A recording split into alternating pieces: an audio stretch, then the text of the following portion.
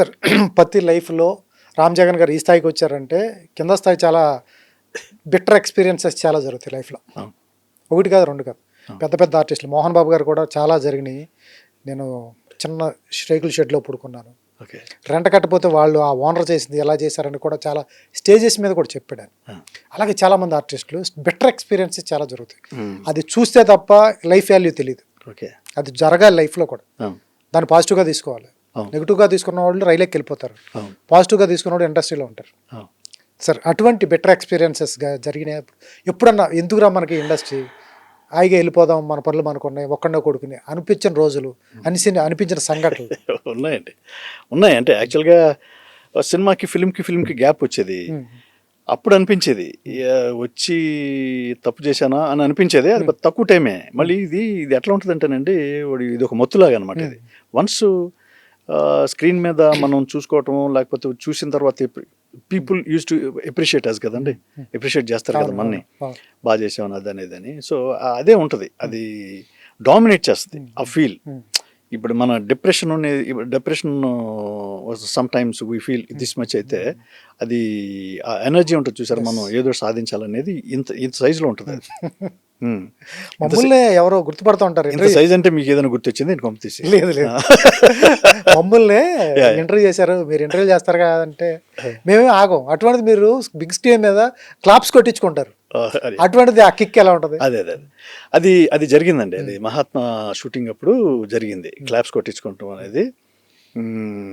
అది Mahatma climax scene చేసేటప్పుడు అది జరిగింది. అందరూ నాకు కో ఆర్టిస్టులు అందరూ క్లాప్స్ కొట్టడం జరిగింది. మహాత్మా గురించి మాట్లాడుకుందాం సార్. దానికంటే ముందు మనం అడిగిన బెటర్ ఎక్స్పీరియన్సెస్ కొన్ని జరుగుతాయి, కొన్ని షేర్ చేసుకోండి. ఎందుకంటే అది ప్రతి లైఫ్లో ప్రతి వాళ్ళకి జరుగుతూ ఉంటే షేర్ చేసుకోండి. ఒక స్థాయికి వెళ్ళిన తర్వాత చెప్పుకోవచ్చు సార్. రైట్. యాక్చువల్గా నిజంగా చెప్పాలంటేనండి, అంత బెటర్ ఎక్స్పీరియన్సెస్ నాకేం లేవు. బెటర్ ఎక్స్పీరియన్సెస్ అంటే నా లైఫ్లో ఉండేది, నేను బాగా లవ్ చేసి నన్ను బాగా ప్రేమించే వాళ్ళు ఎవరన్నా చనిపోయారు అనుకోండి, నేను చాలా అప్సెట్ అవుతాను, కొన్ని రోజులు బయటికి రాలేను. అదే బెటర్ ఎక్స్పీరియన్సెస్. లైక్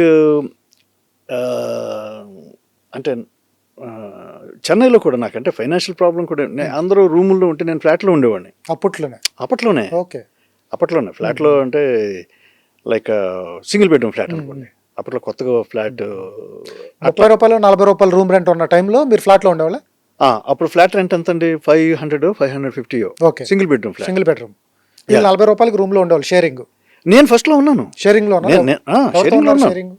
నేను షేరింగ్ లో అప్పుడు మెడ్రాస్ లో దిగిన వెంటనే యాక్చువల్గా పురం రాధాకృష్ణ అని చెప్పి, తను మన కోడిరామకృష్ణ గారికి బాగా క్లోజ్, ఆయన దగ్గర ఉండేవాడు. ఆ తర్వాత డైరెక్షన్ డిపార్ట్మెంట్లో కూడా వర్క్ చేశాడు. దాని తర్వాత ముజామిల్ అని ఒక అతను, కిషోర్ అని శివాజీ రాజా బ్రదర్ అలా, వీళ్ళ ముగ్గురు నన్ను రిసీవ్ చేసుకొచ్చి నన్ను ఒక మ్యాన్షన్లో ఉన్నాం మేము. కొన్ని రోజుల తర్వాత ఎత్తుక్కుని ఆ తర్వాత ఫ్లాట్కి వెళ్ళాం. అట్లా అలాగే కంఫర్టబుల్గా ఉందండి. పెద్ద ఇబ్బందులు ఏం పడలే, ఫైనాన్షియల్ ఇబ్బందులు. యాక్చువల్గా ఇంటి దగ్గర నుంచి టెలిగ్రామ్ మనీ ఆర్డర్ ఏదో వచ్చేది, డబ్బులు అయిపోయినా అప్పుడు ఫోన్స్ లేవు కదండి, లెటర్ రాస్తే మళ్ళీ డబ్బులు రావటం అట్లా ఏదో ఉండేది. బట్ ఈ ఆపర్చునిటీ గురించి నేను అంటే ప్రతి ఆఫీస్కి వెళ్ళటం నేను లేదు. అది పెద్ద వంశీ గారి దగ్గర ఒక ఆయన దగ్గర తిరిగేవాడిని. బాగా బెటర్ ఎక్స్పీరియన్స్ అంటే బాగా అప్సెట్ అయిందంటే ఇప్పటికీ అప్సెట్ అవుతాను. నన్ను పెంచిన మా పెద్దనాన్నగారు చనిపోయారు. ఐ ఆపరేషన్ అని చెప్పి టేబుల్ మీద పడుకోబట్టి అక్కడే డ్యామేజ్ అయ్యారు. చాలా పెద్ద దెబ్బ అది మానసికంగా నాకు. వెంకటరత్నం నాయుడు అని నన్ను పెంచిన పెదనాన్న, అది చాలా అప్సెట్ చేసింది నన్ను లైఫ్లో. అంటే అట్లాంటివి తప్పించి అంతకంటే పెద్ద బెటర్ ఎక్స్పీరియన్సెస్ ఏం లేవు. అది చిన్న అండి, బట్ వి కాంట్ కౌంట్. అది సాక్షి టీవీ ప్రసారాలను నిలిపివేయడం చట్టరీత్యా నేరం. సాక్షి టీవీ ప్రసారాల కోసం మీ స్థానిక కేబుల్ ఆపరేటర్ని వెంటనే సంప్రదించండి. డిటిహెచ్లో, ఇంటర్నెట్లో కూడా సాక్షి టీవీ ప్రసారాలను వీక్షించవచ్చు.